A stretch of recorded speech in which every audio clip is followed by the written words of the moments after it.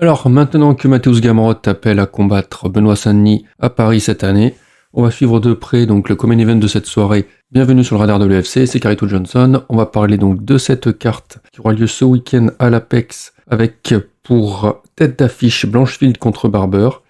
Une carte quand même avec des combats très serrés, je trouve. Un très bon matchmaking.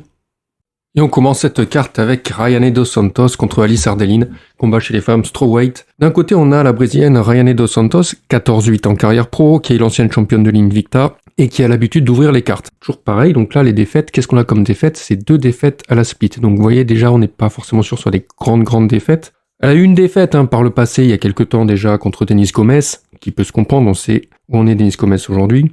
Et voilà, donc ces défaites, ça va être contre Alan Carr, premier combat à l'UFC. Ça peut s'apparenter à un vol, voilà, c'est contesté. Ensuite, on a cette défaite contre Pooja Tomar, la première indienne à avoir intégré l'UFC, c'était il y a 1 an. Et pareil, alors là, c'est une split, c'est assez difficile. Au niveau des juges, on a un 30-27, un 27-30, donc c'est pour dire déjà l'écart qu'il peut y avoir, et un 28-29. Donc voilà, elle perd à cette split.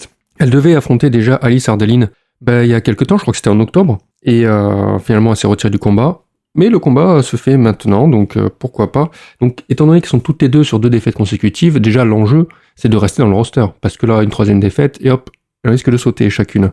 En face, Alice Ardelin, c'est 9-7 en carrière. Donc oui, 9-7, on voit le score, on se dit, c'est pas bon là. Bon, c'est pas bon pour elle. Elle a perdu, elle, contre Weili Zhang en 2016, déjà. Et ensuite, alors qu'est-ce qu'on peut dire concernant Alice Ardelin? Elle est roumaine. Elles ont toutes les deux la même allonge. 33 ans pour Alice Ardelin, 30 ans pour Rayane dos Santos. 30 ans parce qu'elle va avoir 30 ans dans 10 jours, donc j'arrondis. Alice Ardelin a un physique assez solide quand même, faut pas lui enlever ça. Dans la cage, ce qu'elle montre, c'est des bonnes choses, des bonnes combinaisons. Elle peut envoyer même des doubles jabs, on a des 1-2, des 1-2-1, des bons in and out, ça c'est très intéressant, très important. Elle peut rentrer et ressortir très bien, il n'y a pas de problème là-dessus. Et elle n'a pas de soucis avec, on va le voir au niveau du grappling, elle a des bonnes contre-entrées, c'est-à-dire qu'elle arrive très bien à voir quand l'adversaire va rentrer et à la contrer là-dessus, que ce soit avec une frappe simple ou avec des combinaisons. Elle a de bons contres même après ça, donc ça c'est très intéressant pour elle. En général, elle va envoyer un leg kick en fin de combinaison, donc elle va envoyer 2 frappes, puis ensuite un leg kick.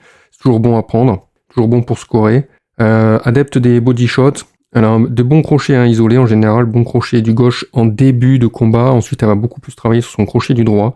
Donc c'est très intéressant pour le côté de Alice Ardelin. On va voir d'autres éléments plus tard. Du côté d'Rayane dos Santos, donc comme je disais, elle va avoir 30 ans bientôt, elle envoie des middle kicks en général qui se font attraper, donc une technique d'Ardelin pour envoyer ensuite au sol. Elle est assez bondissante, mais il n'y a pas de problème là-dessus. Concernant Alice Ardelin, elle a déjà vu contre Martinez, ça lui pose pas de problème que l'adversaire soit très mobile. En général, donc elle va être très active, dos Santos. Elle va rester dans l'axe quand elle attaque, en général, jusqu'au moins la fin du 2e round, donc c'est une grande partie du combat qu'elle va faire comme ça. Toutes les deux savent très bien gérer la distance et l'espace. Un petit bonus du côté d'Ardelin, parce que je trouve que ces micro-footsies sont très intéressants pour ça. Rayane dos Santos a tendance à se répéter, elle a du mal à s'adapter à son adversaire. Rayane dos Santos a tendance à éviter les phases de clinch, alors que Alice Ardelin, elle est très à l'aise là-dessus. Vraiment, elle a des clinches très intéressants pour projeter ensuite contre la cage, passer sur les underhooks. Elle arrive très bien à amener au sol derrière. Le problème, c'est que derrière, une fois que ça va au sol, elle a un sol offensif qui est très hasardeux, donne beaucoup trop d'espace, du problème avec ses transitions. Du coup, elle va être vulnérable au scramble, les adversaires peuvent se relever. Quand elle est en défense au sol, par contre, elle a une très bonne défense au sol, il n'y a rien à redire là-dessus. Le fait que Rayane dos Santos, quand elle rentre, ensuite, elle ressort pas, contrairement à Ardelin, ça va faire des phases de collision avec des phases de dirty. Là-dessus, encore une fois, Ardelin est plutôt à l'aise, on l'a vu en 3e round déjà contre Shona Bannon. Rayane dos Santos a un bon bras arrière, mais ça va pas poser problème à Alice Ardelin ici dans ce combat. Elle envoie aussi des genoux sautés, là je sais pas trop si ça va influer. Attention, ça marche aussi dans le sens contraire, au niveau de la prévisibilité. Alice Ardelin peut aussi des fois se répéter, être un peu lisible on va dire. Et là-dessus, il y a un bon crochet du gauche en contre-entrée de la part de dos Santos. Dos Santos, c'est un pattern qu'on retrouve en général dans ses combats. C'est qu'elle va envoyer un overhand pour ensuite envoyer un crochet, 2 crochets même. On sait que le problème d'Ardelin dans ses combats, ça va être les kicks de ses adversaires, notamment les push kicks. Là, malheureusement, Dos Santos n'envoie pas beaucoup de kicks. C'est un peu ce qui peut poser, ce qui est dommage, parce que dans l'arsenal, ça pourrait vraiment lui faire du bien dans ce match-up. On sait que Rayane dos Santos est capable de mettre la pression quand il faut, à savoir quel type de pression, parce qu'on sait que Alice Ardelin, elle est vraiment vulnérable sur les phases de blitz. Quand elle se fait attaquer d'un coup, elle se fait assaillir, elle a du mal à gérer ça, surtout en début de combat. Donc j'ai parlé de Ryan Dos Santos et de ses résultats. Si on parle de Alice Ardelin et de ses résultats, là c'est encore autre chose. Donc Alice Ardelin, elle va avoir son contrat à l'UFC grâce à un short notice pour affronter donc Shona Bannon, premier combat à l'UFC à Manchester. Elle perd par split, une split qui peut se comprendre, voilà, c'est partagé. On peut voir les choses de part et d'autre. Deuxième combat, c'est un peu plus difficile, donc elle devait affronter Ryan Dos Santos comme j'ai dit à la base. Finalement, ce sera Martinez qui prend le short notice pour remplacer Dos Santos. Et alors c'est assez marrant parce que Martinez, elle n'avait pas combattu depuis 2 ans. Tout ça pour revenir sur un short notice. Ok, la Mexicaine donc qui revient. Melissa Martinez qui prend le short notice et qui finalement se retrouve quand même malmenée. Mais ce qui est assez marrant, et là on l'a vu déjà contre Shona Bannon, c'est que Ardelin, elle sourit en fait pendant le combat, elle est souriante, elle sourit, elle rit, elle se marre. Là par exemple, l'occasion pour elle de se marrer, c'est de voir les réactions du coin là, de Melissa Martinez, qui ne fait que faire des wow, ouais, dès que Melissa Martinez fait le moindre geste, même si ça n'a aucun impact, si ça ne fait rien du tout. Donc ouais. Et là, je me suis dit, quand j'ai vu le combat, je me dis peut-être ça va influer sur les juges, ça va les influencer. Et c'est dommage, mais bon, ça marche, c'est une technique qui marche, on le sait. Donc, et ça continue pendant 2-3 rounds comme ça, alors que Alice Ardelin se débrouille très bien et que même à la fin du combat, on voit qu'au niveau de la décision est clairement pour elle, je pense pour tout le monde. En général, la règle... Quand j'ai regardé un peu les avis de tout le monde, on était tous d'accord sur le fait qu'Ardelin remportait le combat à décision, sauf que les décisions des juges tombent, et donc c'est unanime 30-27 pour Martinez pour tous les juges, alors que moi je voyais quand même un 29-28 pour Ardelin, et on est nombreux à le voir comme ça, on le voit au niveau des statistiques, elle a complètement outstruck Melissa Martinez, mais voilà, c'est les juges, c'est comme ça, quand on voit la décision, c'est un peu comme jeter une pièce, malheureusement pour les combattants, beaucoup en font les frais, mais ce n'est pas le point le plus important de ce combat contre Martinez. Ce qui était intéressant, c'est qu'à la fin du 3e round, il se passe quelque chose d'assez particulier. C'est que Melissa Martinez envoie, très bien dans le point faible d'Ardelin que j'ai évoqué plus tôt, elle envoie ce push kick. Ce kick qui va toucher donc directement Alice Ardelin au ventre et qui se plie en deux. On se dit, ça y est, elle a touché au foie, ça va être le chaos. Sauf qu'Alice Ardelin, à ce moment-là, le pauvre Keith Peterson qui est arbitre à ce moment-là, se retrouve avec une Alice Ardelin qui, au lieu de se mettre les mains là où elle a eu mal, elle met les mains plus bas au niveau de l'entrejambe. Et donc, Keith Peterson va demander un temps mort parce qu'il pense qu'elle a pris un coup, elle n'a pas bien vu la frappe, elle a pris un coup dans la coquille. Là, Ryan Dos Santos qui était parti pour achever Alice Ardelin, du coup, doit reculer. Bon, ok, sauf que Melissa Martinez, oui, donc, qui a envoyé ce pied, c'est très bien qu'elle n'a pas touché le short, elle n'a pas touché un bout de tissu, c'est très bien qu'elle a touché en plein ventre. Voilà, et on le voit d'ailleurs juste après sur le ralenti. Oui, la frappe était bien placée, il n'y a pas de problème là-dessus. L'arbitre, du coup, relance tout de suite le combat, sauf que c'est déjà la fin du 3e round. Et franchement, honnêtement, si elle aurait dû gagner Alice Ardelin à la décision, elle aurait aussi dû perdre par KO TKO, je pense, avec cette séquence-là. Donc elle perd à la décision au lieu de perdre par KO TKO. C'est vraiment assez tricky, assez particulier. Concernant le match-up donc avec Ryan Dos Santos, Ryan Dos Santos par favorite, ce qui pour moi n'est pas si facile à déterminer. Je vois plutôt Alice Ardelin vainqueur là sur ce combat, même à 55%, peut-être un peu plus, c'est assez compliqué, étant donné que sur les points faibles d'Alice Ardelin, Dos Santos ne va pas travailler dessus, alors que Ardelin, la Roumaine, elle a beaucoup de choses à montrer dans les problèmes que Dos Santos rencontre. Notamment sur ses frappes qu'elle peut rater. Si elle rate une frappe, on sait qu'Alice Ardelin est très vive et très réactive et qu'elle a un whiff punish assez prononcé. Toutes les phases de clinch et de grappling risquent d'être à l'avantage d'Alice Ardelin, et Alice Ardelin aura plus de chances de contrer Ryan Dos Santos sur ses entrées que l'inverse. Alice Ardelin a beaucoup plus de variations de cibles dans son arsenal que Ryan Dos Santos, mais je serais pas étonné que dans cette histoire, on aille encore sur une split décision qui puisse partir d'un côté ou de l'autre. Ensuite, on part sur Bola Giochi contre Markel Medeiros chez les poids légers. Alors, c'est le ventre mou de la KT, mais voilà, il y a quand même des choses qui peuvent se passer. Donc, Bola Giochi, on l'a vu dernièrement, c'était à Paris. Donc, il a affronté Chris Duncan, il se débrouille très bien debout. Duncan avait sous-estimé la boxe de Bola Giochi, c'est une erreur à ne pas faire.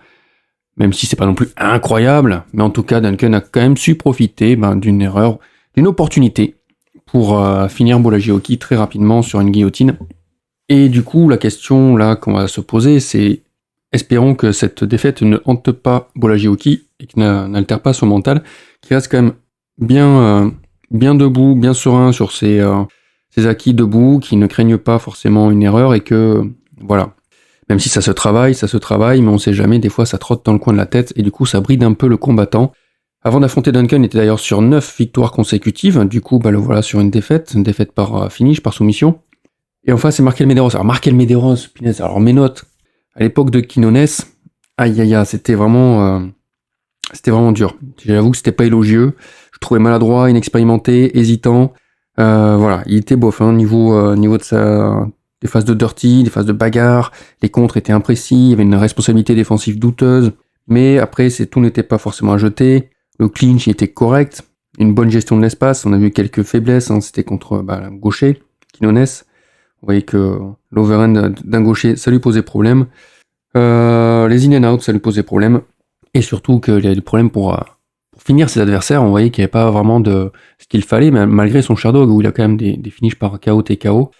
Ça se confirme plus ou moins, disons que contre Hubbard, c'était pas folichon, j'en ai parlé lors du débrief, du récap de ses préliminaires à Mexico City. Alors bien sûr, on était en altitude, donc le troisième round était un peu difficile pour les deux combattants, mais voilà, il y avait des frappes, hein, et c'est marrant, cette droite en contre là, qui était intéressante, surtout qu'on la retrouve également chez son adversaire Boulagihoki ici, qui a un bon crochet du droit en contre, qui arrive très bien à envoyer une droite d'ailleurs quand son adversaire envoie des low kicks. Ça peut être le cas ici. C'est marrant de voir les deux avec cette technique bien prononcée. En termes de lutte, ça va être quand même un peu plus à l'avantage de Boulagihoki. Je le disais, hein, contre Hubbard, on voyait qu'il va falloir travailler dessus. Et tout ce travail à faire, je pense qu'il va être fait dans les 2 ans à venir, parce qu'il s'entraîne quand même au Factor X Muay Thai. Et donc, on le voit d'ailleurs, il développe bien ses coudes et ses genoux en termes de Muay Thai. Mais par contre, pour ce qui est d'être un finisseur, on sait que ça peut prendre peut-être 2 ans avec un profil comme ça, pour l'équipe, pour créer un profil qui devienne redoutable, comme c'était le cas pour Youssef Zalal. Donc c'est possible, il y a toujours de l'espoir du côté de Markel Medeiros, même si pour l'instant, je suis toujours pas convaincu par ses résultats, par ses combats, par ses prestations. C'est pas des performances qui sont vraiment inoubliables, hein, bien au contraire. Dans ce match-up, effectivement, je vois toujours un Boulagihoki à l'avantage debout. Il a un très bon slip and counter, de très bons jabs. Au niveau de la lutte, certes, il a un clinch correct, hein, Markel Medeiros, mais pour ce qui est de l'amener au sol, Oki Boulagi a une excellente défense de takedown.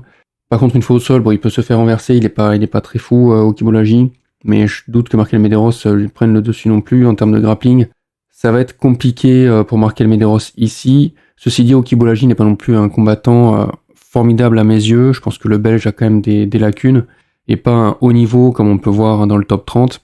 Donc ça va être un combat disputé, mais je pense quand même que Boulagihoki, avec son avantage d'allonge, il faut rappeler qu'il a 73 d'allonge et seulement 60, il arrive même pas, il a au 70, Markel Medeiros, et son travail sur le jab, donc du coup d'Oki Boulagi, ça va poser problème, même si, comme je disais, Markel Medeiros a une très bonne gestion de l'espace. Ça va être quand même, encore une fois, c'est un niveau en dessous de Boulagihoki, qui arrive très bien aussi à s'en sortir dans ses déplacements, dans ses sidesteps notamment. Il y a un truc en plus du côté d'Oki Boulagi. Pour l'instant, Markel Medeiros n'est pas encore abouti, il y a encore des choses à faire, et je suis confiant sur le fait que le travail soit fait par son équipe de toute façon. Mais voilà, la progression est un peu plus lente, ça va prendre un peu plus de temps. Boulagihoki est déjà un niveau au-dessus à mon avis. Donc voilà, 60% Boulagihoki. Alors est-ce que ce sera par un KO, TKO ou une décision? Je peux pas me prononcer là maintenant. Ce qui est clair, c'est que ça ne sera pas une soumission. Je partirai plus pour une décision. Et on arrive donc au premier combat d'Andreas Gustafsson à l'UFC. Andreas Gustafsson a 11-2 en carrière, il nous vient de Suède, et il est arrivé donc par les Dynamite Contender Series de 2024, la 2e semaine. Du coup, le voilà, alors, devait être programmé sur la première carte de l'année, la 2025. Finalement, il s'est retiré du combat, donc c'est pour ça qu'il fait son combat là seulement maintenant. Premier combat donc à l'UFC. Et alors, c'est un cas parce que, c'était une super semaine d'ailleurs en Contender Series cette semaine-là. Il y a eu un Torres Finé, il y a eu un Kuniev, on a eu le droit à Kortovius Romius et Cody Adon qui sont arrivés dans cette semaine-là. Mais alors le combat principal, c'était donc Gustafsson contre Pitlick. Pitlick, un Canadien de 35 ans, réputé assez limité. Gustafsson partait favori. Et alors, j'étais choqué par ses déplacements. Il se jette sur son adversaire en faisant des sauts comme ça, on aurait dit... Donc un enfant qui joue éclaboussé dans une flaque d'eau, tout ce qui est autour. Donc ça a acculé du coup le Canadien. Je pense aussi parce qu'il était surpris de voir un tel déplacement peu orthodoxe. Je saurais pas le qualifier, hein, cette espèce de saut comme ça en avant un peu shifté, de crochet large. Mais bon, voilà. Et après, c'est parti en phase de clinch. Phase de clinch un peu difficile parce que Gustafsson a du mal à amener au sol, malgré qu'il soit champion suédois de lutte, si je dis pas de bêtises. C'était à vérifier. Voilà, donc il arrive, il est sur du coup un win strike de 3 victoires. Il joue vraiment de sa puissance en clinch contre la cage. Il va, donc c'est hasardeux au niveau de ses takedowns. À un moment, il arrive quand même à l'amener au sol. Bon, c'est très bof, hein, les transitions sont bof, c'est vraiment pas fou. Par contre, voilà, ça repart souvent en clinch contre la cage. Là, c'est vraiment des frappes assez, on dit nasty en anglais, je sais pas comment dire ça, assez sales, au niveau des coudes. Et plus tard, on va le voir envoyer des genoux assez sales aussi, dès qu'il y a de l'espace au niveau du clinch. Et voilà, quand ça reprend les distances, c'est toujours la même chose, hein, il va se jeter en avant pour envoyer des crochets complètement au pif. Il va être du coup vulnérable, lui, aux ruptures avec des uppercuts et aussi au 1-2 direct, hein, si ça joue de la distance. Mais voilà, il continue d'avancer comme ça. En plus, quand il frappe avec ses crochets, il y a aucune défense. Donc il peut se manger toutes les frappes, comme je l'ai dit, avec des overhands et tout. C'est vraiment pâteau dans ces attaques-là. Il n'y a aucune feinte, hein, il ne sait pas faire de feinte de toute façon. Donc voilà, donc il va arriver à avoir cette victoire avec ses genoux en clinch. Et en face, alors si avec tous les changements qu'il y a eu, vu que Jeremiah Wells s'est retiré, il va avoir de la chance entre guillemets parce que du coup en face, pour son premier combat, ça va être un short notice pour son adversaire, ça va être Trevin Giles qui a pris le short notice. Trevin Giles qui est en plus en mauvaise posture à l'UFC, pas mal de défaites là, je crois qu'il a que 2 victoires sur les 7 derniers combats, c'est pour dire. Alors Trevin Giles, 16-7 en carrière. Toutes ses défaites, c'était par finish, sauf son dernier combat contre Mike Malott à Edmonton. Là, c'était une revanche d'ailleurs, parce qu'il avait déjà perdu par décision d'une compétition de grappling. Alors, c'est assez particulier du coup pour Trevin Giles, parce que bon, oui, on va lui reconnaître qu'il a une victoire dans 3 catégories différentes à l'UFC, ce qui est assez rare. Mais comme je dis, là, il enchaîne les défaites. Et le fait de prendre un short notice, je suis pas sûr sur la bonne décision, même si ça peut plaire du coup aussi au grand patron en disant attends, je te sauve un combat sur une carte, même si c'est pas un super combat à sauver là, en l'occurrence. Mais bon, admettons. Trevin Giles, ce dont on se méfie en général, ça va être de ses crochets, assez dangereux. Il travaille beaucoup sur les kicks, hein, les stop kicks notamment, les inside leg kicks. Mais ça n'empêche pas lui-même d'être vulnérable au niveau des calf kicks adverses. Et au niveau des points, alors ça va être des combinaisons sans forcément ressortir. Il y a des bons 1-2 quand même. Et on a vu contre Mike Malott très bien travailler sur ses jabs et son bras avant. Donc ça peut être intéressant. Notamment ici contre Gustafsson qui va tenter de rentrer brutalement de face. Bon, il faut qu'il soit préparé, hein, ce genre d'avancée de Gustafsson, un peu particulière. Maintenant, lui aussi, hein, il manque quand même de responsabilité défensive dans son jeu. Même si, alors on l'a vu, hein, contre Trevin Giles, encore une fois, avoir une espèce de garde mexicaine avec les mains hautes. Donc ça peut aider là pour bloquer un peu les crochets pour envoyer Gustafsson. Il recule en ligne, et quand il est du coup en neutral, c'est des mouvements de balancier, quelques mouvements de tête, mais c'est assez rare, c'est pas tout le temps. Il se fait aussi punir au fur et à mesure du combat, parce qu'il est peut-être un peu trop confiant, il perd un petit peu en défense quand il est à box range. Mais je pense pas que de toute façon Gustafsson joue sur les distances, hein. C'est vraiment à Giles de travailler sur le maintien à distance, notamment avec ses stop kicks, notamment avec son jab. J'espère qu'il fera ça. Donc du coup, là, sur ce match-up, c'est très difficile à dire parce que je pense que Gustafsson n'en a rien à faire de prendre des frappes, il va avancer et maintenir cette technique de clinch avec sa puissance. Ça va être difficile pour Giles de s'en sortir. Je pense qu'il va falloir vraiment travailler, bon déjà sur la défense en clinch, et après se maintien à distance au fur et à mesure en espérant que Gustafsson se fatigue. Je ne sais pas que vaut le cardio réel de Gustafsson ici. Mais bon, ça serait surprenant, un Gustafsson aussi pâteau, dans un style aussi particulier. J'ai l'impression que vraiment il n'y a rien, il n'est pas allé du tout à l'école du MMA. Voilà, ils ont le même âge, la même allonge, tous les deux. On va voir ce que ça donne.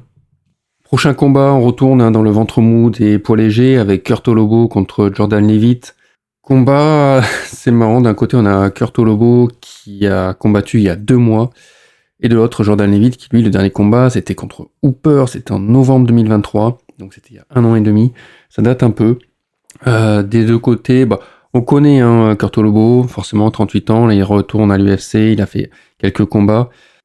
C'est pas forcément excellent ce qu'il montre. En plus, il a 38 ans, donc là, il enchaîne un peu les combats. C'était il y a 2 mois, comme je dis, son dernier combat, donc à voir un petit peu dans quelle dynamique il est. En tout cas, il a envie de combattre, ça se voit dans la cage.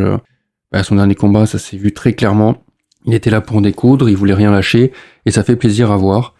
Jordan Leavitt, alors, on voit, hein, il a 11-3 en carrière. Ses défaites, c'est une décision et 2 soumissions. Et 2 soumissions très intéressantes, puisque la première soumission, c'était étranglement arrière par Pimblet. Et la deuxième, étranglement arrière, mais par Chase Hooper, donc pour son dernier combat. Pourtant, Jordan Leavitt a un très solide JJB. D'ailleurs, le combat contre Hooper était incroyable à voir, c'était vraiment très intéressant. Mais voilà, c'est pas forcément un Jordan Leavitt, on est dans le ventre mou de la KT, hein. Kurt Lobo en face aussi. Il a une très mauvaise exécution sur son double leg, il n'y arrive pas, vraiment, c'est pas propre du tout. J'ai vraiment du mal avec Jordan Leavitt. Même si voilà, vraiment son JJB est très bon, hein, mais voilà, c'est compliqué en tant que combattant MMA. Kurt Lobo, donc pour ce run, il choisit vraiment d'être à distance très proche, hein. Vraiment, on est limite entre la zone jaune et la zone rouge, hein. On est vraiment en box range, mais vraiment assez proche, hein, quand même. Il y avait des doutes sur ses premiers rounds et avant d'affronter Hernandez. Et contre Hernandez, j'étais surpris, effectivement, il a fait un très bon premier round. Il s'en est très bien sorti. Maintenant, c'est pas fou. Hein, c'est pas fou. Alors, j'ai du mal à comprendre quand est-ce qu'il recule, quand est-ce qu'il recule pas, quels sont ses choix, à quel moment. Des moments, il va rester de face assez statique. Il y a une tendance, très grosse tendance, vraiment, au mimétisme. Un adversaire va envoyer un calf kick, il va envoyer un calf kick derrière. L'adversaire envoie un middle, il va envoyer un middle derrière. L'adversaire envoie un 1-2, il va rentrer un 1-2 derrière. Il va faire... Vraiment, c'est fou de vouloir faire absolument ce que vient de faire l'adversaire juste après, pour dire, je sais pas, peut-être il a besoin de se montrer, comme si tu étais en entraînement. Alors je te montre un enchaînement, tu dois faire la même chose. Non, c'est là, il y a peut-être d'autres possibilités, d'autres choix. Mais bon. Par contre, Kurt Lobo, à le mettre à son crédit, excellent pour contrer les entrées de ses adversaires. Vraiment, on sent qu'il est tout le temps, de toute façon, on l'a vu, hein, tout le temps prêt à recevoir une attaque adverse. Et ça, c'est très intéressant, sauf au moment où il switch. Des fois, il switch, mais de manière malheureuse, et c'est dommage. Donc, ce qui est intéressant dans son jeu, c'est qu'il va avoir des... Il va répéter quand même, hein, cet envoi du bras arrière derrière une feinte du bras avant. Il a quand même une anglaise solide, mais voilà, il y a des déchets quand même dans son jeu. Même si je ne comprends pas forcément sa gestion de l'espace, il le maîtrise quand même, hein. Lui, on sent qu'il sait ce qu'il fait quand même, donc c'est intéressant. On notera également qu'il a une bonne droite en contre. Alors comme je disais, il a fait un très bon premier round contre Hernandez, et après, le deuxième round, c'était un peu moins propre, et ça se dégrade un petit peu au fur et à mesure. Mais voilà, après, je suis pas forcément d'accord. Il y a un juge qui donne 30-27 à Hernandez. Non, je pense qu'Olobo gagne forcément le premier round. On peut discuter sur d'autres rounds, mais le premier quand même pour Olobo. Alors, je pense pas que de toute façon Olobo soit affecté par cette décision, mais voilà. Je pense qu'il est toujours là pour se battre. Dans ce match-up, des choses très intéressantes. Des choses... Par exemple, je parlais du JJB de Leavitt, qui a des victoires, hein, par soumission, forcément, mais... Kurt Lobo, il n'a été soumis qu'une seule fois dans toute sa carrière. Il a 38 ans. Et je vois pas Jordan Leavitt trouver, lui, l'opportunité de placer une soumission sur Kurt Lobo. Alors, il a une défense de takedown qui est bof, hein, qui est pas bonne, Kurt Lobo. Peut-être parce qu'il est solide au sol. Vraiment, il a une défense au sol qui est très solide. Une défense de soumission qui est vraiment super. C'est incroyable, il est solide. Mais voilà, et je pense qu'il perd contre Hernandez parce qu'il ne se relève pas, en fait. Il tarde vraiment, il est sur le dos, il se défend très bien au sol, hein, mais il se relève pas. Donc Hernandez a le temps d'être en position dominante pendant le combat. Et donc c'est peut-être là-dessus qu'il perd. Par contre, donc voilà, Leavitt va pas forcément pouvoir en profiter comme il l'entend, je pense. Et notamment, debout. Hein. Debout, c'est clairement pour Lobo.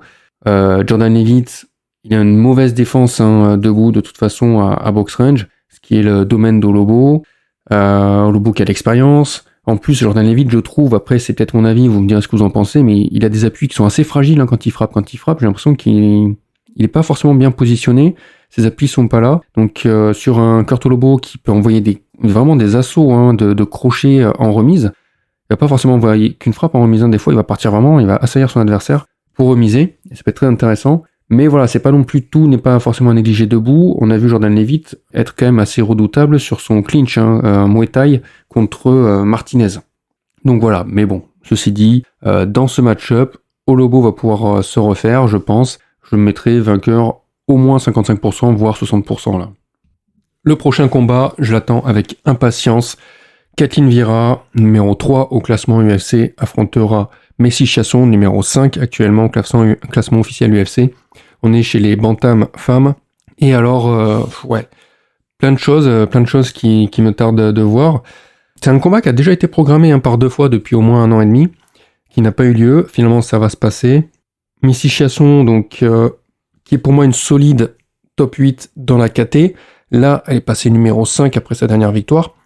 Et à savoir si elle a vraiment le niveau top 5, c'est ça la grande question. Alors que Kathleen Vieira, elle est très solide. Elle a beaucoup de choses qui font plaisir dans la cage à voir. C'est vraiment très intéressant. Malgré effectivement cette défaite contre Kayla Harrison, qui était prévisible, malheureusement. Mais voilà. Messi Chasson, qui est intelligente, on sait. Elle avait déjà battu d'ailleurs Kenzad au TUF, je crois. En tout cas, quelque chose comme ça, avec un étranglement arrière. Elle a réussi à réitérer l'exploit avec ce deuxième combat contre Kenzad. Ça m'a bien fait rire. Donc Messi Chasson, qui est la plus grande allonge de la catégorie, qui en général est à 6-1 comme favorite à l'UFC, qui est gauchère mais qui switch. Elle a un bon menton. Par contre, au fur et à mesure du combat, elle devient de plus en plus poreuse.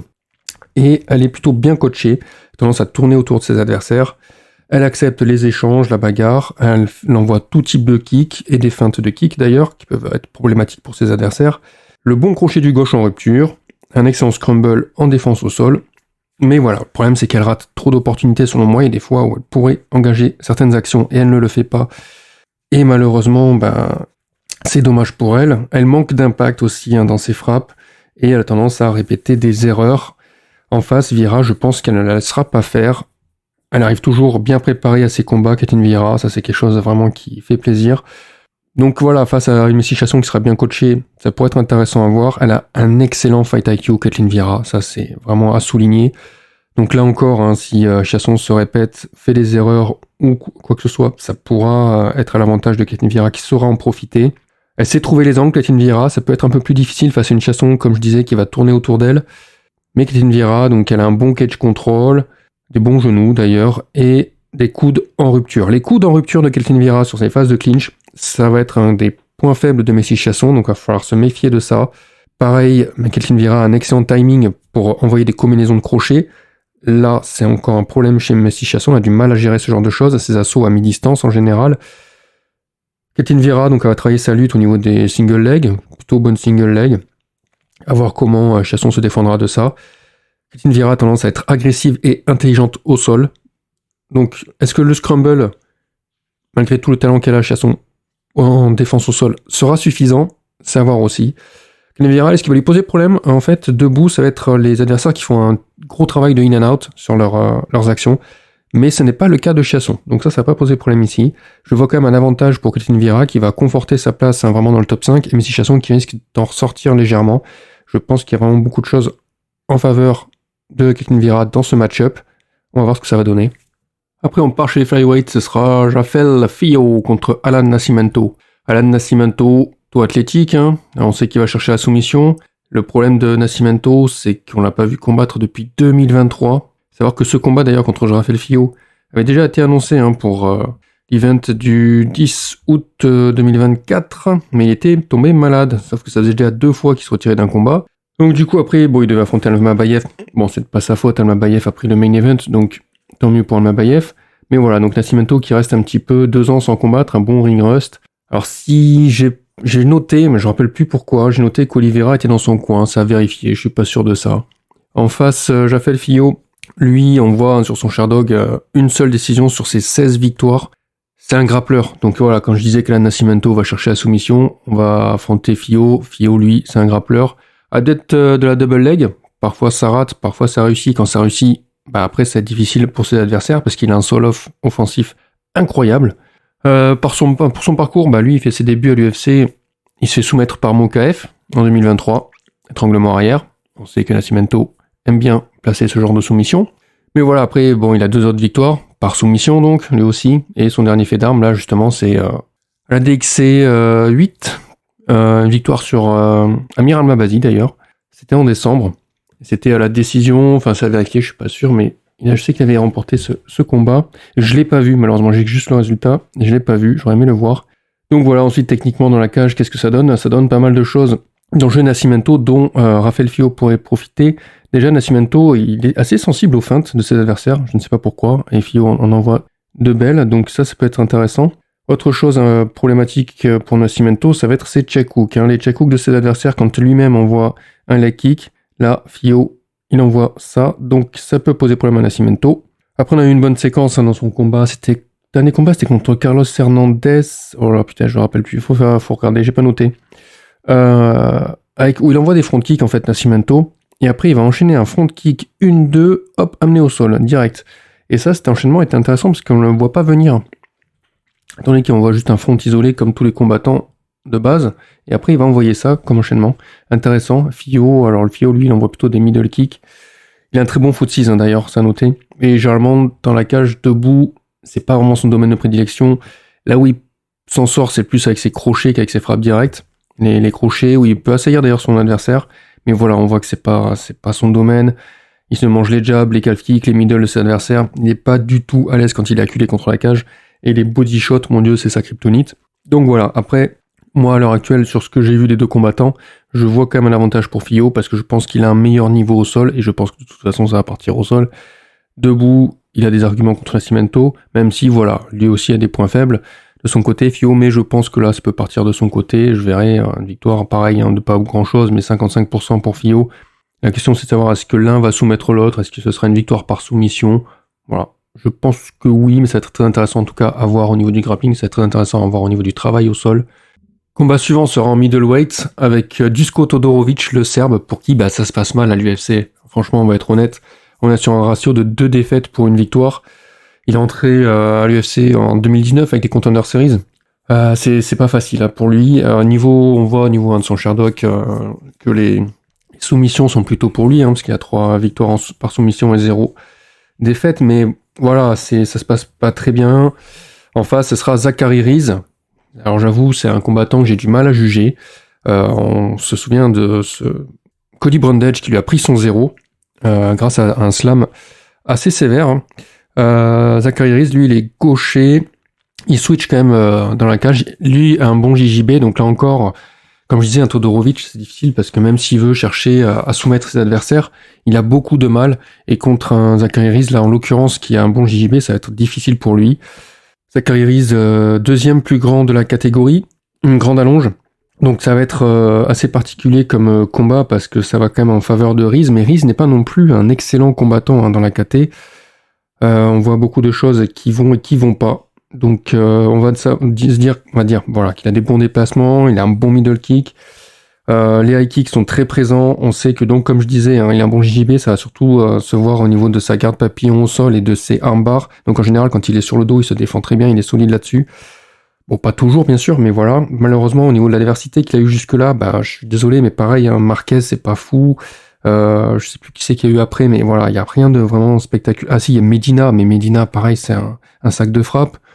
Le gros adversaire qu'il a eu récemment, c'est malheureusement Azamat Bekoev qui a pris le short notice et qui partait, malgré ce short notice d'une semaine, est parti favori. Mais moi, je voyais Bekoev au-dessus de Zachary Reese, malheureusement, et ça s'est prouvé dans la cage. Donc voilà, c'est ça le problème. Donc là, effectivement, est-ce qu'on va avoir une adversité égale entre Reese et Todorovic, même si cette fois-ci, je pense quand même que Reese a un niveau au-dessus de Todorovic. Savoir que, voilà, par exemple, quand il a affronté Marquez, Reese, Marquez était sur 3 défaites consécutives. Medina, c'est un sac de frappe. Voilà. Ce qui va avoir Reese pour lui, c'est que il va envoyer quand même des bons crochets. Même si lui-même, en fait, en face de Dirty, il est vulnérable au crochet. Mais voilà. Et ensuite, une fois au sol, il a un bon grand and pound.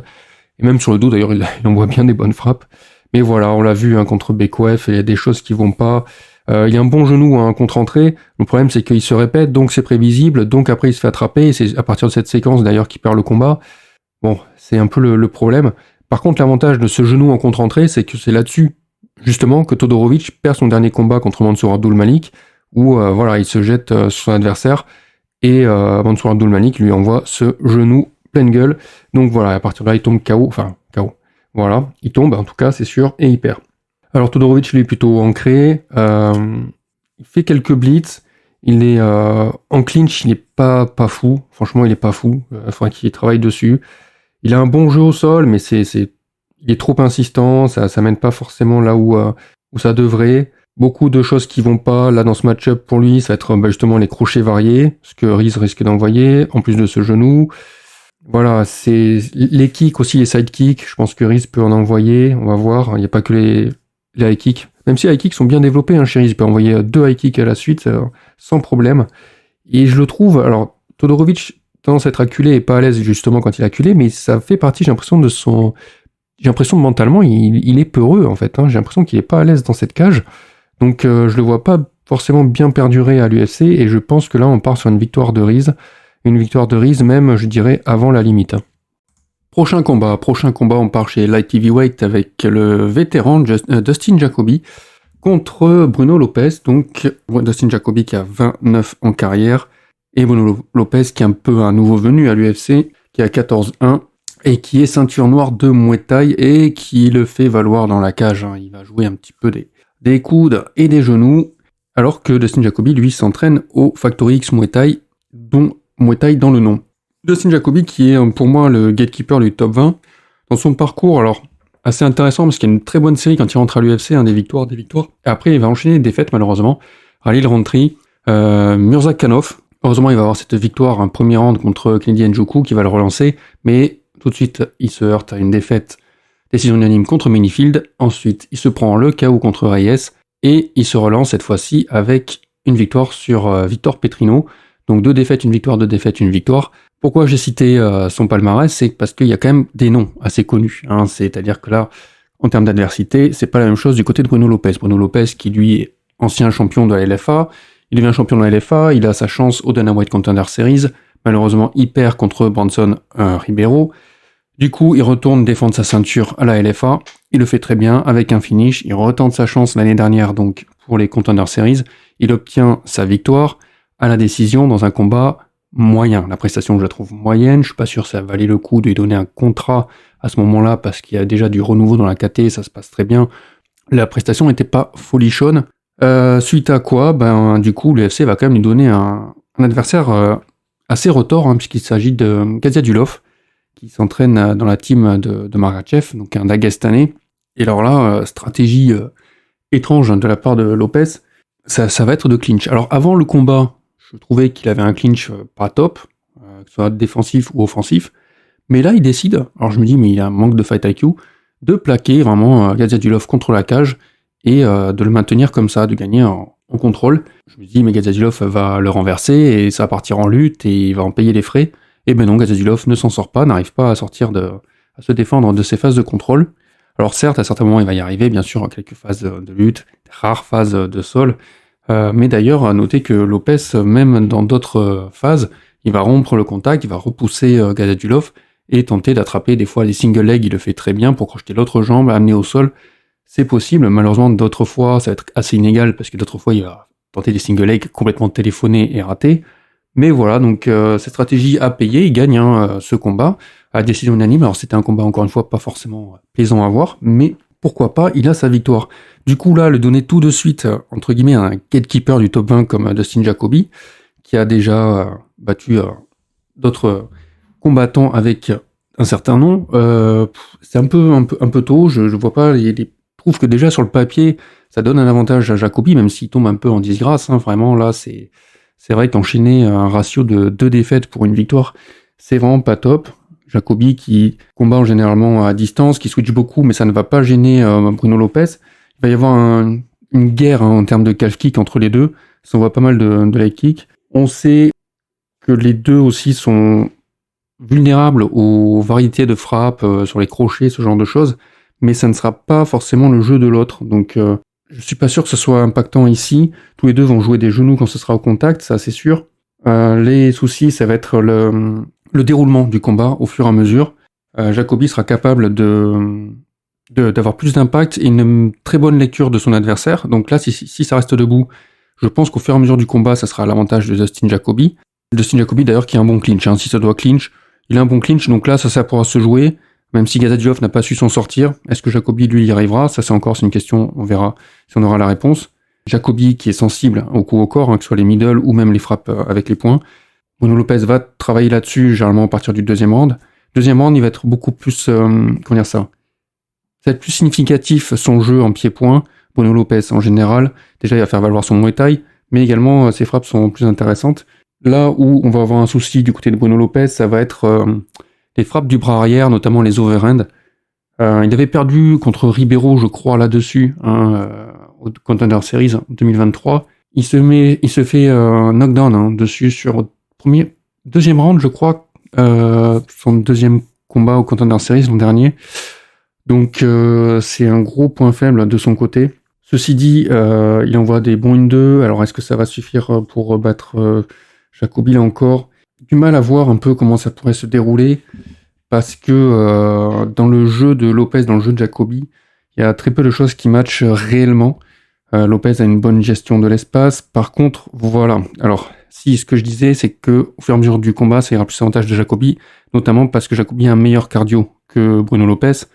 Bruno Lopez, on le voit, un troisième round. Après, il a beaucoup cherché à lutter, à maintenir le contrôle contre la cage. C'est ça qui l'a fatigué, mais de toute façon, j'ai l'impression que, en général, son cardio, il chute quand même grandement au troisième round. Il n'arrive pas non plus à proposer quoi que ce soit. Là où Jacobi peut être très impactant, et on le sait au fur et à mesure, enfin, pas au fur et à mesure, mais quand on voit ses combats, quasiment tous ses combats qui vont au troisième round en général, c'est là où il va avoir de l'impact dans ses frappes, où il va avoir les bons timings, les bons angles, les bons appuis. On sait que avec sa lecture en général, c'est assez propre. On l'a vu contre Petrino, cette droite entre guillemets sortie de nulle part, parce que effectivement c'est pas une frappe qu'il avait tenté avant en fait dans le combat, mais voilà, il sait ce dont il est capable, il sait ce qu'il peut faire, et quand il peut le faire, donc voilà, et bam, c'était un KO net sur Petrino. Donc, je pense que là, c'est pour Jacobi, à savoir peut-être 70% pour Jacobi, et je pense même qu'il y aura un finish encore une fois de la part de Jacobi.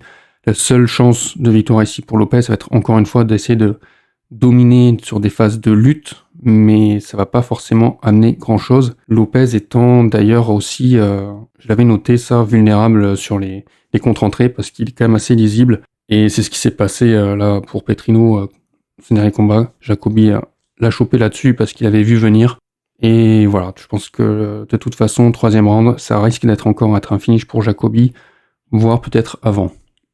Bon, alors du coup, on se retrouve dans une situation un peu particulière après, parce qu'on redescend, donc là on va chez welterweight, avec Braimaj contre Billy Ray Goff. En fait, les deux adversaires, chacun respectif, donc Billy Ray Goff aurait dû affronter Seo Kyun-ko, qui devait faire son premier combat à l'UFC, étant donné qu'il vient des Contender Series de l'an dernier, et Braimaj, lui, devait affronter Oban Elliott, le Gallois, qui me tardait de revoir dans la cage d'ailleurs. Sauf que les deux se retrouvent avec des problèmes de visa, donc les deux se retrouvent, Braimaj va finalement affronter Billy Ray Goff. Pourquoi pas, ça peut être intéressant. On se retrouve dans une situation où donc Billy Ray Goff, vous le savez, selon moi, s'est fait voler contre Waters. Et puis depuis, il aurait dû affronter des adversaires qui se sont désistés. Donc voilà, là il finit par avoir donc ce combat. Reste sur la carte, Braimaj est là. Braimaj, 31 ans, 72 d'allonge, qui vient de la LFA et qui alterne victoire et défaite. En fait, jusqu'à son dernier combat, donc c'était contre Mickey Gall, si je dis pas de bêtises, il avait 10 victoires, et ces 10 victoires, c'était des soumissions. Et en fait, contre Gall, il a placé un KO, un très beau KO d'ailleurs, sur cette espèce de crochet, petit crochet du gauche au menton, et puis le lourd crochet du droit derrière. Tout ça en contre, c'était beau à voir. Je n'attendais pas là-dessus, donc ça fait plaisir. Braimaj, ceci dit, c'est pas non plus un excellent super combattant, on va dire. Son blueprint, en général, c'est prendre le dos et soumettre son adversaire. C'est pour ça qu'il y a beaucoup de soumissions à son actif. Notez qu'au niveau de ses défaites, c'est surtout des décisions ou des KO. Il a un excellent sol, donc. Mais en termes de lutte, ses double legs, ils sont laborieux. Et même quand il veut attraper un kick adverse pour envoyer au sol, c'est un peu laborieux. Alors en général, quand il va faire cette manœuvre, un double leg, c'est pour contrer une entrée où l'adversaire va envoyer des crochets. On l'a vu contre Gilmore. Et après, donc, on a vu... pour ses autres adversaires. Il y a un clinch qui est un peu bof, oui c'est ça, contre Gorimbo. C'était bof contre McGee, ça s'est amélioré au niveau du clinch contre Gorimbo, justement. Alors qu'en face, qu'est-ce qu'on a? On a un Billy Ray Goff qui, certes, le clinch, on peut dire c'est pas non plus très folichon, mais au niveau de la rupture, là c'est assez solide. Au niveau des coudes, il faudra faire attention à ça. Les grandes forces en fait de Billy Ray Goff, ça va être des body shots, très intéressants. Lui aussi a de double leg ridicules, un grappling offensif qui est laborieux et qui ne mène à rien en général. Et c'est là où ça va être aussi particulier, c'est-à-dire que les phases de grappling qu'il va y avoir entre les deux, ça peut être une bonne technique pour Billy Ray Goff de jouer là-dessus, mais ça va être dangereux. Dangereux parce que... Alors, une bonne technique, pourquoi ? Parce que Braimage, il est fatigué par les phases de lutte. On sent que son cardio chute dès qu'il a trop lutté. Troisième round, il sera plus là. Mais c'est à double tranchant parce que Braimage est quand même très solide au sol. Il a un sol excellent. Donc, ça pourra pas être à l'avantage de Billy Ray Goff. Ça sera juste pour le fatiguer, mais ça va être dangereux. De son côté, Billy Ray Goff, lui aussi, a un cardio qui chute. Et c'est pour ça que le troisième round entre les deux hommes risque d'être assez rigolo, parce que d'un côté, Braimage va perdre sa défense debout en striking, mais Billy Ray Goff, lui aussi, il perd sa défense, il perd en vivacité, il perd en précision, il perd en réactivité, mais il reste dangereux. C'est pas parce qu'il est fatigué qu'il ne représente plus une menace. Qu'est-ce qui a posé problème à Billy Ray Goff dans le jeu de Braimage debout ? Ça va être les jabs. On l'a vu travailler beaucoup de jabs contre Gall, Braimage. On ne le voyait pas forcément avant, mais là c'était intéressant. Notez qu'en général, ses kicks et ses jabs vont de pair, même c'est une 2, c'est une bonne combinaison. Par contre, il rentre un peu tête baissée en shiftant. C'est pas forcément folichon. Il a des bons uppercuts en clinch. Il faudra se méfier de ça. Ce qui va être dangereux dans le jeu de Billy Ray Goff pour Braimage, ça va être toutes ses overruns et toutes ses contre-entrées. Mais voilà, il y a quand même, finalement, quand on voit le dernier combat de Braimage, il y a de quoi être surpris et se dire qu'il est sur une... Même contre Gorimbo, on voit qu'il s'est amélioré au niveau du clinch. Il y a des choses qui s'améliorent en fait dans le jeu de Braimage. À la base, franchement, c'est un combattant que j'appréciais pas beaucoup. Je me disais, bon, il a vraiment un niveau très moyen. Mais je commence un petit peu à avoir un peu d'estime pour son jeu. Ça peut le faire contre Billy Ray Goff. Même si, voilà, faudra faire attention à ce troisième round où il risque vraiment de se faire avoir parce que Billy Ray Goff sera dangereux, surtout que Braimage, il n'y a pas d'esquive. Hein. Mais sur les phases de lutte et de sol, ça sera vraiment pour Braimage et ça va... Je pense que Billy Ray Goff peut lui-même essayer d'amener au sol et c'est Braimage qui va s'en frotter les mains. Donc, à voir. Au niveau du pronostic et la prédiction. Et je prends le risque de partir sur Braimage ici. Et peut-être un finish. Ça sera en tout cas dans les 2 premiers rounds. Si ça part vraiment sur le 3e round, je pense que Billy Ray Goff aura toutes ses chances. Et on arrive au co-main event de cette soirée. Avec Mateusz Gamrot contre Ludovic Klein. Combat très attendu, on va beaucoup entendre parler, bien évidemment. Alors Gamrot 24-3 en carrière et un Klein à 23-4. Donc là-dessus, en termes de nombre de combats, ils en sont au même point. Gamrot qui est polonais et Ludovic Klein qui est slovaque d'origine. Alors, ce qui est intéressant ici, bien évidemment, c'est la situation des deux combattants. Ludovic Klein fait partie de ces tueurs en embuscade dans la catégorie. On sait qu'entre le top 10 et le top 25, c'est très difficile. Il y a un très haut niveau, un niveau très élevé. Et en face, ils se battent entre eux un peu à l'entrée du top 15 la plupart. Et c'est vraiment du très très haut niveau. On a vu, ça a été mis en lumière un peu avec l'événement de la Sphère l'an dernier. Et donc du coup, Ludovic Klein, qui là va avoir l'opportunité directement d'affronter le numéro 7 au classement officiel UFC, avec Mateusz Gamrot, qui a 34 ans, alors que Ludovic Klein a 30 ans. Tous les deux sont assez athlétiques, assez sharp. Ludovic Klein, lui, on va dire, le problème c'est l'adversité. Gamrot, donc dans son parcours, tout le monde le connaît. Alors c'est un ancien du KSW, il a fait un très bon parcours à l'UFC, il a affronté des grands noms, ce qui n'est pas forcément le cas de Ludovic Klein, c'est sûr. Et au point d'être backup il y a quelques temps de ça pour un title shot. Au moment où ça a dû se faire, Dana White lui a un peu chié dans le cou. Et du coup, lui, il a pas bronché, c'est un bon petit soldat. Donc voilà, on sait ce que ça coûte si on bronche. De toute façon, on va ce qui est arrivé à Mokaev. Donc voilà, il va reprendre un combat. Le dernier en date, c'était contre Dan Hooker. Alors, avec une décision en split. Donc c'est une split, c'est partagé, c'est controversé. Moi je voyais plutôt Gamrot l'emporter. Bon, finalement c'est pour Hooker. Du coup, le pauvre Gamrot qui était dans le top 5 redégringole. Là, il est 7ème. Et on va lui donner un adversaire qui n'est même pas dans le top 15. Bon, va pas falloir se rater de son côté. Et de l'autre côté, Ludovic Klein, lui, c'est l'opportunité de sa vie. Intégrer directement le top 10 de la KT la plus dense de l'UFC. Gamrot, Gamrot, avec une ceinture noire de JJB, tout le monde connaît, un grappleur, il est là pour lutter, il est amené au sol, même si, voilà, on le sait, malgré toutes ces tentatives et ces manières assez variées d'amener son adversaire au sol, ça ne mène pas forcément à grand chose. Il a un maintien au sol qui est pas toujours là. On l'a vu, Hooker arrivait quasiment tout le temps à s'en sortir. Une fois qu'il est amené au sol, il va faire des transitions, mais qui n'ont pas de but, j'ai l'impression, prédéfini. Il lui-même n'a pas l'air de vraiment savoir vers quoi il va aller, que ce soit des soumissions ou du grand handpan. Ses frappes il se met pas forcément dans les bonnes positions pour ça. Enfin, c'est assez particulier. Je comprends pas vraiment sa stratégie une fois au sol. Je dis pas qu'il va pas chercher un finish, mais en tout cas, il ne va pas prendre les chemins directement en fait au niveau de ses transitions et de son travail au sol, que je trouve un peu problématique. Qu'est-ce qu'on peut dire d'autre ? Le deuxième problème que pose ce combat contre Hooker, c'est que Hooker avait une stratégie qui avait déjà été mis un peu en place par c'était Beneil Dariush, je crois, où effectivement pour empêcher Gamrot d'aller chercher à lutter, c'est de rompre la distance. Comme ça, il n'a pas la distance pour aller shooter. Donc Hooker, c'est Hooker de toute façon, il va avancer vers son adversaire. Il avance, très peu de marge de manœuvre du côté de Gamrot.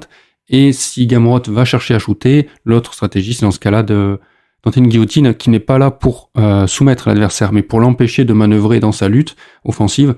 Donc cette guillotine, il va devoir se défendre de la guillotine et ainsi de suite. Ou alors, une fois qu'il est dessus, Hooker a juste à le frapper. Gamrot va avoir encore moins de marge de manœuvre, donc il ne pourra pas faire ses luttes en chaîne. Donc voilà, c'est une stratégie qui a fonctionné. Maintenant, debout, alors j'ai pas trouvé ce combat si fou que ça, moi, à titre personnel, le Gamrot contre Hooker, mais bon. Donc voilà, donc en face, c'est Ludovic Klein. Ludovic Klein, déjà, très actif. Alors, son fait d'armes, pour moi, le plus marquant, c'était cette victoire sur Ignacio Bahamondes. Un vraiment très très bon combat, excellent. C'était en 2023. Lui aussi a une très bonne série. Il a 3 victoires en 2024. Alors, c'est pas non plus les mêmes noms, du coup, que les adversaires qu'a eu Gamrot. Mais voilà, c'est 3 victoires, très bon combat. Voilà, son dernier combat, par contre, c'était à l'UFC Paris. Je trouvais qu'il a été un peu décevant au niveau de sa prestation. Je m'attendais à beaucoup mieux de sa part. En plus, il partait ultra favori. Qu'est-ce qu'on peut dire de lui ? Il est gaucher, il a un excellent cardio. Donc là-dessus, il va pouvoir tenir 3 rounds, même de lutte contre Gamrot. Il n'y a pas de problème là-dessus. Dans son jeu, alors ce qui va être intéressant dans ce match-up, c'est que Gamrot, du coup, au niveau de ses distances, ça se joue à distance pour qu'il puisse shooter ou ce genre de choses. Malheureusement, Gamrot n'a pas non plus... On a vu Hooker avancer facilement parce qu'il n'a pas, à part ses jabs, on va dire, les frappes directes, mais il n'a pas envoyé de kick ou de front kick, de push kick pour repousser l'adversaire. Ça manque à son jeu, et sachant que si ça se maintient à distance de kick, Ludovic Klein, lui, a de très très bons high kicks. Ensuite, au niveau de la box range, on a vu que Gamrot a des problèmes avec les swings, les larges crochets. Là, on a vu d'ailleurs dans son dernier combat encore Klein envoyer de très vifs crochets. Autre chose, c'est que Klein, de base, de toute façon, il a une très bonne intelligence en termes d'anglaise. Il a de bonnes esquives également, une très bonne gestion donc des distances, très bonne intelligence sur ses contres, les contres seuls, les contres en combinaison. Il peut, si l'adversaire le contre, lui-même va ensuite enchaîner sur une série. Donc c'est très intéressant. On a vu également, concernant toutes les phases de contact, encore une fois à Paris, très solide sur ses coups en rupture. Voilà, c'est un combat qui va être un peu plus serré sur le papier. Je dirais c'est assez particulier comme situation parce qu'actuellement, Gamrot, dans son dernier combat, j'ai trouvé un peu en manque d'outils, d'armes en fait, pour faire face à un Hooker qui s'avançait vers lui. Et là, ça va pas forcément être le cas face à Ludovic Klein. Donc, on risque d'avoir un Gamrot qui sera capable de dérouler son jeu comme à son habitude et remporter la victoire, parce que Ludovic Klein, je doute que dans son style, dans ses adaptations, il soit capable de reproduire un peu les schémas qu'ont montré Beneil Dariush et ensuite Dan Hooker. Mais ceci n'est pas exclu, il a quand même un très bon niveau en lutte, un très bon niveau au sol, mais c'est souvent un niveau qu'on voit à l'offensive. C'est vrai qu'en termes défensifs, j'ai moins de réponses là-dessus. Mais je pense qu'il pourrait s'en sortir de toute façon, ne pas être fini. Mais au niveau du contrôle, ça pourrait être à l'avantage de Gamrot qui pourra dérouler son jeu de lutte en chaîne en fait contre Klein. Debout, par contre, je vois clairement, mais clairement de loin, un gros avantage pour Ludovic Klein. C'est clair que là-dessus, il n'y a pas photo. Ludovic Klein, si ça reste à distance de kick ou même à box range, ça sera clairement pour lui. Il risque de faire valser Gamrot. D'ailleurs, on a vu Gamrot qui titube de temps à autre dans ses combats. Là, il est même probable que Ludovic Klein lui mette vraiment un knockdown, voire un KO. Je sais pas s'il va réussir à l'enchaîner au sol. Je pense que ça serait une mauvaise idée parce que si Gamrot a le malheur de reprendre ses esprits, enfin le bonheur de reprendre ses esprits, ça dépend forcément du point de vue, il pourra vraiment s'en prendre à clin derrière et le renverser. Peut-être emballé par l'idée de pouvoir atteindre son top 10, sa place dans le top 10, en plus de la belle manière, en ayant un finish, il pourrait se jeter sur un Gamrot qui serait tombé sur un knockdown. Mais voilà, j'espère qu'il aura la mesure et qu'il saura un peu se raisonner là-dessus. Mais est-ce que à la place d'un knockdown, ça pourrait être un KO direct? Je sais pas, je pense pas non plus. Donc c'est pour ça que ça reste très serré au niveau de la décision. Et comme je l'ai dit, en plus, Ludovic Klein, je l'ai trouvé moins impressionnant dans son dernier combat. J'ai peur d'être biaisé au niveau du pronostic si je me lance sur un 55-45 en faveur de Klein. Si je me fie aux signes récents, je dirais plutôt un 55-45 en faveur de Gamrot. Donc vous voyez comment c'est difficile de se prononcer là-dessus. On arrive au main event de cette soirée. Eryl Blanchfield, actuellement classé 4e dans la catégorie flyweight de l'UFC, affrontera la numéro 5, Maycee Barber. Maycee Barber qui monte dans le classement alors que Blanchfield stagne dans ce top 5. Après cette défaite contre Manon Fiorot, où elle était ridiculisée effectivement. Elle doit affronter la Rose Namajunas qui montait de décision en décision dans son dernier combat. Et elle gagne, mais cependant les aléas de la catégorie faisant, elle se retrouve maintenant 4e alors qu'elle était 3e contre Namajunas. Va affronter encore une nouvelle numéro 5, ce sera Maycee Barber. Alors bien sûr, ça aurait pu être intéressant de voir Eryl Blanchfield prendre la perdante de Shevchenko contre Grasso, c'est-à-dire Grasso du coup, mais Grasso a préféré affronter, alors je ne sais pas bien sûr les dessous de l'affaire, mais affronter Natalia Silva. Bon, pas de bol, elle a perdu. Blanchfield donc du coup affrontera quelqu'un d'autre, et pas quelqu'un devant, puisque c'est assez bloqué devant, mais enfin là c'est en train de se débloquer.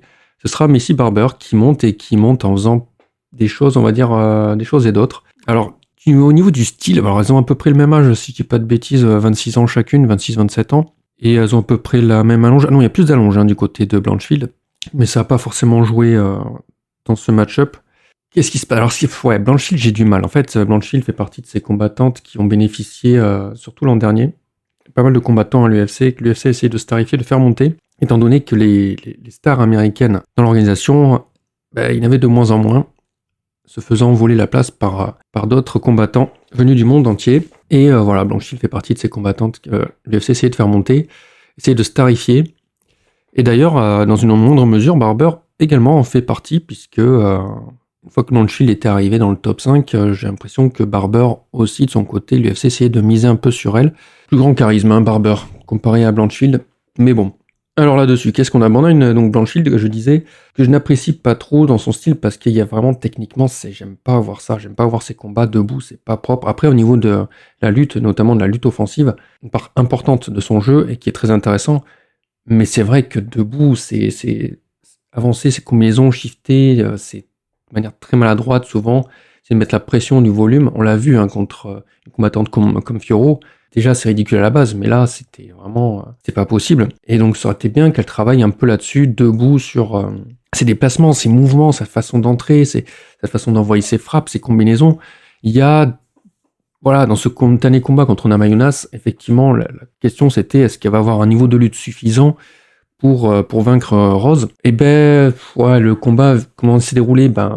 Effectivement, Blanchfield debout, pas de mieux, on n'a pas vu grand-chose de mieux que ce qu'on a vu auparavant, donc c'est toujours un peu décevant. Elle est jeune, je sais qu'elle est jeune, quand elle a affronté Namajunas, elle avait encore 25 ans, elle va avoir 26 ans, donc elle a encore beaucoup de choses à apprendre, mais on est déjà dans le top 5. Dans le top 5, on est censé quand même avoir un meilleur niveau technique debout. On le voit, les 2 premiers rounds, Namajunas, il y a l'avantage technique, ça reste debout, donc ça reste pour Rose. Donc là, si le combat se déroule comme ça tout du long, ça va être difficile pour Blanchfield. Heureusement pour Blanchfield, Namajunas fait une erreur déjà au niveau de sa défense au 3e round, défense en lutte, qui l'amène au sol, et Blanchfield en profite pour faire valoir son physique beaucoup plus imposant que celui de Rose, pour la maintenir au sol. Un excellent maintien au sol, le jeu offensif de Blanchfield au sol, ça va être très difficile, le jeu offensif en lutte déjà aussi. Donc c'est un peu le danger en général pour ses adversaires, il suffit de savoir manœuvrer contre ça, comme l'avait fait Fiorot, pour s'en défaire, parce que malheureusement, Barber n'a pas vraiment ce niveau-là, hein, en l'occurrence, dans ce match-up. Enfin bref, du coup, Blanchfield profite une chose qui se produit chez Rose Namajunas désormais. 32 ans, c'est pas vieux, mais on sent qu'il y a un déficit en termes de cardio, hein, maintenant chez Rose Namajunas. Pourtant habituée aux 5 rounds, elle a vraiment une culture des 5 rounds derrière elle. Mais là, on sent que Rose Namajunas, elle perdait au niveau de la fatigue. On sent que 4e, 5 rounds, plus le combat avance, plus elle perd en précision, en vivacité, en réactivité. Blanchfield en profite. Là, elle est en mode diesel. J'envoie. Elle envoie son volume. Même si c'est pas propre, même si c'est de la bagarre, même si c'est n'importe quoi, elle va envoyer. Alors, Barber, de son côté, contre Chookagian, j'ai l'impression que c'était un peu la même. Hein. C'est-à-dire que contre Chookagian, on était plutôt dans un registre brouillon également. Se jette en avant, la tête baissée pour combiner. Elle faisait pas de in and out. Elle était, alors elle a une très bonne défense en lutte, hein. Donc ce qui pourra poser problème à Blanchfield, mais je pense pas que ce soit non plus aussi exceptionnel que ce qu'a montré Fiorot, mais ça peut être du niveau de ce qu'a fait Rose Namajunas. Sachant que Barber en clinch, elle est solide aussi, hein. Elle envoie des bonnes frappes. Mais voilà, il y a un manque de technique debout. J'ai l'impression que c'est pareil, hein, des bagarres de barre des fois. Elle est un peu tardive, elle a attendu un peu le 3e round, Macy Barber, pour envoyer des choses, mais bon, des high kicks téléphonés. Elle a quand même des middle, hein, qui sont impactants. Mais voilà, ça c'est la phase où on se dit, les deux combattantes ont un profil assez similaire, peu engageant, ça donne pas forcément envie de voir ça. Mais il y a des choses quand même très intéressantes, hein. Si on revoit un petit peu tout ça, on a, du côté de Blanchfield, une amélioration au niveau de sa lecture de son adversaire debout. On l'a vu contre Rose Namajunas. Rose Namajunas qui avait tendance à avoir des mouvements, mais des mouvements qui pouvaient se répéter. Heureusement, elle a une grande variété de mouvements. Hein. Namajunas, elle est très solide là-dessus, elle a vraiment beaucoup d'expérience. Donc elle a vu qu'elle était lue sur certains mouvements par Blanchfield, elle a commencé à changer au niveau du rythme et de ses techniques. Mais voilà, c'était une bonne chose à mettre au crier de Blanchfield, arriver aussi au fur et à mesure du combat à s'adapter à son adversaire. En lutte, au sol, c'est très propre, il n'y a rien à redire. Malheureusement, effectivement, elle a des entrées, elle aussi, elle est très prévisible. Alors, ce qui est à mettre à son crédit, c'est qu'au début du combat, il n'y avait pas de in and out. Donc elle a été punie. Elle faisait la même chose d'ailleurs quand Namajunas avançait, elle reculait pas, et puis quand elle l'envoyait. En fait, elle voulait pas reculer, et ni l'une ni l'autre d'ailleurs. Donc Namajunas travaillait beaucoup sur les sidesteps, là où Blanchfield était beaucoup plus statique. Mais voilà, quand elle s'engageait, quand elle rentrait, elle ne ressortait pas derrière, ce qui posait problème. Et heureusement, au fur et à mesure du combat, ça a changé. D'ailleurs, Namajunas n'arrivait plus à toucher au niveau de ses contres à partir du 4e, 5e round. Blanchfield avait très bien saisi la technique, c'est simplement le procédé. On rentre, on envoie 2 frappes, on ressort. On rentre, on envoie 2 frappes, on ressort. Elle savait qu'elle avait le cardio pour tenir, elle savait qu'elle pouvait le faire, elle savait qu'elle allait gagner comme ça. Si c'était ça, sinon c'était la lutte, c'était le maintien au sol. Ce qu'elle a fait, elle a fait très bien. Donc je trouve qu'il y a quand même une bonne intelligence là-dessus. Elle arrivait à bien faire de transition 5e round, mais là encore c'était sur une Namajunas qui était fatiguée. Pas forcément la même chose contre Barber. Voilà. Alors si je suis dans le camp d'Erin Blanchfield, je vais plutôt analyser son combat contre Ribas. Le combat Barber contre Ribas est un excellent combat, c'est un très bon combat, même à voir et à revoir, c'est très intéressant. Et là, justement, quand on veut analyser Barber, c'est là où il y a des choses plus intéressantes à voir que le combat contre Chookagian, parce que il y a des choses que va proposer Blanchfield que Ribas a proposé, des choses que Barber va proposer sûrement en réponse. Il y a des choses à voir, notamment sur les assauts, la façon dont Blanchfield va avancer, la façon dont Blanchfield va frapper. Attention au kick, Rose Namajunas n'a pas utilisé beaucoup de kicks, je pense, c'est pour éviter de se faire attraper les jambes et de se faire envoyer au sol. Barber, elle, va pas hésiter, je pense qu'elle va quand même en envoyer des high kicks qui sont parfois téléphonés, et d'ailleurs Ribas répondait très bien en enchaînant derrière. Malheureusement, la façon dont Ribas connectait, c'était pas suffisant pour arrêter Barber, qui ensuite répondait elle aussi. Les front kicks pour distancer son adversaire. Attention, on l'a vu contre Fiorot, Blanchfield, ça peut poser problème là aussi. C'est mise à distance. Les combinaisons assez intelligentes de la part de Barber. Barber qui n'hésite pas non plus au niveau de la lutte et du sol. Elle a un sol très agressif. Elle est vraiment... Alors, c'est toujours... Que ce soit debout ou autre, on peut dire assez approximatif, mais quand même, il y a cette agressivité chez Barber, cette envie d'en finir, cette envie d'en découdre. Et Blanchfield, sur ces moments-là, je pense qu'elle peut quand même s'en sortir. Et c'est là où on va rentrer sur un autre débat, c'est les 5 rounds. On est en main event. Au niveau du cardio, on a vu que Blanchfield pouvait arriver très bien en fait à gérer ces 5 rounds. Barber, par contre, elle a jamais fait de 5 rounds. Ça va être son premier 5 rounds dans toute sa carrière. Et ça va poser problème aussi, parce que si elle envoie autant en début de combat, comme on l'a vu contre Ribas, premier, deuxième round, elle va envoyer tout ce qu'elle a, et à juste titre, parce qu'elle a des bons arguments. Mais en face, est-ce qu'elle va tenir sur le 3e, 4e, 5e round à ce rythme-là? Vraiment comme elle a envoyé contre Ribas? Parce qu'il y avait du répondant. Et là aussi, quand je parle de répondant, c'est-à-dire que Barber, si elle va contrer, ça va frapper fort. Ça a frappé beaucoup plus fort que ce que Blanchfield a vu. Ça a frappé un peu comme une Fiorot, hein. Ça a frappé dur, ça a frappé sévère. Alors que dans les événements récents, effectivement, Rose Namajunas, c'est beaucoup plus technique, beaucoup plus dans la précision de ses frappes, surtout en début de combat. Là, c'est Barber, même si c'est bagarre solide, c'est bagarre dure. Et donc, ça pourrait aussi être plus, un danger pour Blanchfield. Maintenant, ce qui est assez marrant, si on regarde leur Sherdog, effectivement, 2 défaites chacune, elles ont quasiment le même taux, hein, puisque c'est 13-2 pour Blanchfield et 14-2 pour Barber. Et Barber, c'est une défaite contre Grasso, donc effectivement, il n'y a pas vraiment d'intérêt de faire une revanche contre Grasso, là, pour elle, à l'heure actuelle. Mais elle a des bonnes victoires, surtout au moment où elles se sont passées. Je pense notamment à Gigi Aldrich et Gillian Robertson au début de carrière à l'UFC.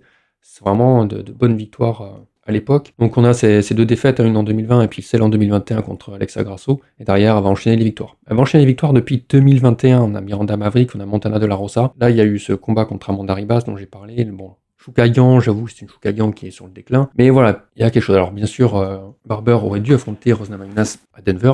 Et ça ne s'est pas fait. Du côté de Blanchfield, ces 2 défaites, c'était donc une plus récente, bien évidemment, contre Manon Fiorot, on en a parlé. Et sinon, il faut remonter loin. Là, on est sur Tracy Cortez, il n'y a pas de quoi rougir de cette défaite. Et après, son parcours à l'UFC, un très bon parcours. Voilà, là, je pense qu'elle a été un peu poussée en avant. Ça va être au tour de Barber. Des prédictions qui sont assez even, en fait. Laquelle des deux pourrait l'emporter? Sur quoi ça va se jouer? En termes de lutte et de gestion de combat, pour moi, il y a un net avantage pour Blanchfield. Je sais que Barber est doué en lutte, mais Blanchfield a des maîtrises, notamment dans le style de Barber, qui vont me poser problème. On a vu que sur certains adversaires, il y avait des réponses. Mais Blanchfield, là, en général, elle sait y faire, elle sait le gérer. Et le problème, c'est que si elle se retrouve en position dominante au sol, elle a un très bon maintien au sol. Ça va être difficile pour Barber de se relever. Ça va pas être comme au premier round contre Ribas, si je me rappelle bien, où Ribas était dessus et que Barber a réussi quand même à s'en sortir. Et à l'inverse, c'est-à-dire que si, là je suis curieux là-dessus de voir si Barber se retrouve au-dessus, en position dominante sur Blanchfield, comment Blanchfield va se sortir. C'est des combattantes qui vont chercher les soumissions de manière vraiment pas forcément immédiate. Elle cherchait donc effectivement des crucifix, des positions pour travailler sur le grand and pound et pas forcément des transitions pour aller chercher des soumissions. Donc ça va être très sale, je pense, au niveau du sol de part et d'autre. Mais debout, voilà, je trouve qu'il y a quand même, si on regarde le combat de Barber contre Ribas, vraiment un meilleur niveau debout, déjà une meilleure mobilité, de meilleurs mouvements. Je pense que l'avantage sera pour Barber. Sur 5 rounds, je donne l'avantage à Blanchfield sur ce combat. Alors pourquoi je donne l'avantage à Blanchfield sur ce combat? Comme je disais, Barber cogne dur, elle n'a jamais fait 5 rounds. Ça voudrait dire qu'elle finirait Blanchfield avec ses points, que ce soit en grand and pound ou debout, mais aucune des deux n'a jamais été finie. Elles ont chacune 2 défaites, leurs 2 défaites, c'est toujours par décision. Blanchfield, elle en a pris des coups, elle est toujours là, toujours debout, donc je pense que ça ira sûrement à décision avec une Blanchfield qui reprendra la main sur le 3e, 4e, 5e, comme elle a fait dans son dernier combat.